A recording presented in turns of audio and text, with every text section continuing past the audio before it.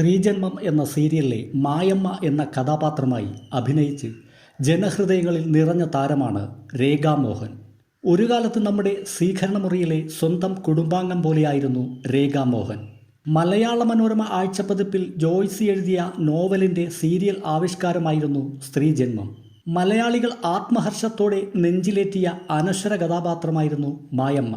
സങ്കടക്കടൽ ഉള്ളിലൊതുക്കി പുറമെ പുഞ്ചിരി തൂകി നിൽക്കുന്ന ശോകഭാവം ആവാഹിക്കുന്ന മായമ്മയിലൂടെ മലയാളിയുടെ ഹൃദയങ്ങളിലും രേഖ സ്ഥാനം പിടിച്ചു.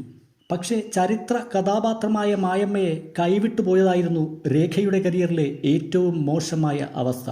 മായമ്മയെ അനശ്വരമാക്കിയ ശേഷം പൊടുന്നനെ ആ സീരിയൽ വഴിക്ക് വെച്ച് ഉപേക്ഷിച്ച് ഏഷ്യാനെറ്റിലെ സ്നേഹദൂരം എന്ന സീരിയലിലേക്ക് രേഖ കൂടുമാറി. പിന്നീട് മായമ്മ എന്ന കഥാപാത്രത്തെ അവതരിപ്പിക്കാൻ വന്നത് ചലച്ചിത്ര നടി ചിപ്പിയായിരുന്നു.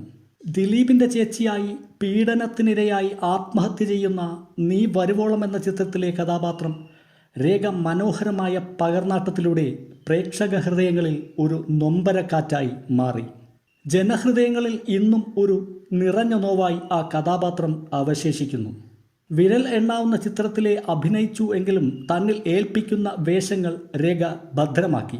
മോഹൻലാലിനൊപ്പം യാത്രാമൊഴി എന്ന ചിത്രത്തിലും രേഖ അഭിനയിച്ചു. യാത്രാമൊഴിയുടെ സെറ്റിൽ നിന്ന് ഇടയ്ക്ക് വെച്ച് ഇറങ്ങിപ്പോയതോടെയാണ് അവരുടെ സിനിമാ കരിയർ അവസാനിച്ചത്. പിന്നീട് അവർ ഭർത്താവിനൊപ്പം വിദേശത്തേക്ക് സെറ്റിലായി. ഇതിനിടയിൽ അപ്രതീക്ഷമായി കടന്നുവന്ന ബ്രസ്റ്റ് ക്യാൻസർ അവരെ ഏറെ ദുഃഖിപ്പിച്ചു. അർബുദ രോഗത്തെ അവർ സധൈര്യം നേരിട്ടുവെങ്കിലും ഒരു കുഞ്ഞു ജനിക്കാനുള്ള സാധ്യത ഡോക്ടർമാർ തള്ളിക്കളഞ്ഞു. 2016 നവംബറിൽ വീട് പണിയുടെ ആവശ്യത്തിനായി നാട്ടിലെത്തിയ രേഖയെ ഫ്ലാറ്റിൽ മരിച്ച നിലയിൽ കണ്ടെത്തി. രേഖയെ മരണം കീഴടക്കിയത് ഹൃദയാഘാതത്തിൻ്റെ രൂപത്തിലായിരുന്നു.